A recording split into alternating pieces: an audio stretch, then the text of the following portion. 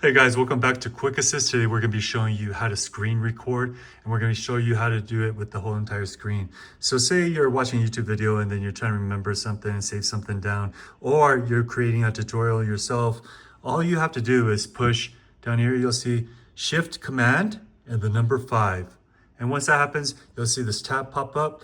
I'm going to go to this one right here, and then that is basically the entire screen. You'll see this little camera icon.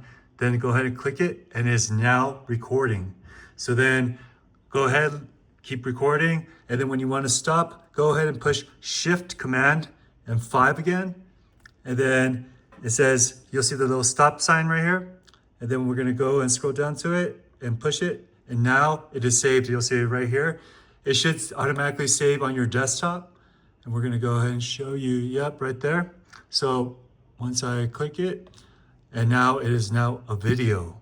So for all you YouTubers that are just starting off and then you're trying to do some screen recording, this is how you do it. So then, as you can see, voila.